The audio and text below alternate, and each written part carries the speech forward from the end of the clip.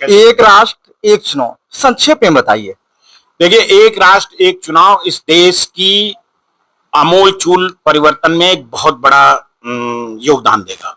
ऐसा नहीं है कि इस देश में एक राष्ट्र एक चुनाव कोई नया विषय है।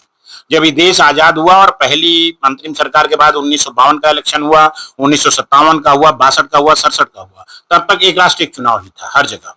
चौथी लोकसभा जो 70 में बनी, 71 एक साल तक चली, उसके बाद इमरजेंसी आई, इमरजेंसी 74 में वो 75 तक लोकसभा चली गई। उस कारण से सब कुछ गड़बड़ होना शुरू हुआ इस देश में। और आज तक भारतीय चुनाव आयोग ने 400 चुनाव कराए हैं और इन 400 चुनाव में अलग अलग लोकसभा का चुनाव, विधानसभा का चुनाव, और इसमें हजारों करोड़ रुपए खर्चा हुए।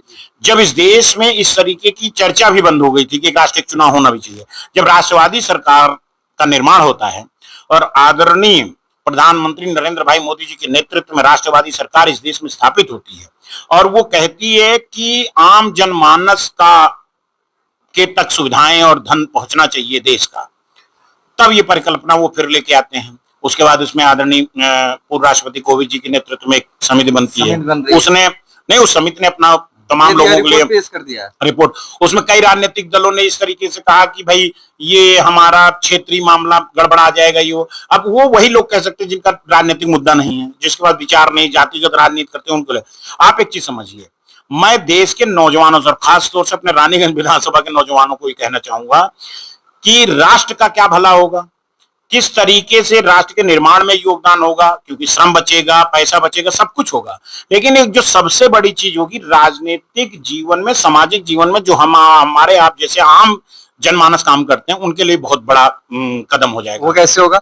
वो ऐसे होगा मित्र, आज की डेट में मान लो लोकसभा का चुनाव हुआ, कोई बड़ा आदमी, पैसे वाला आदमी, रसूख वाला आदमी लोकसभा लड़ गया, जीत गया तो ठीक, हार गया तो विधानसभा टिकट मांगने लगेगा। विधानसभा जीत गया तो ब्लॉक प्रमुख लेके अपने बेटे के टिकट मांगने लगेगा। फिर संगठन का चुनाव होगा या और नीचे चुनाव होगा, प्रधानी तक में आ जाएगा, सब में वही वही रह जाता है। तो ये जब एक राष्ट्र एक चुनाव होगा तो विधानसभा लोकसभा एक साथ होने जा रही है, उसके 100 दिन के अंदर दूसरा प्रस्तावित है जिला पंचायत, तो एक ही आदमी लोकसभा विधानसभा सबको टिकट थोड़ी मांग लेगा।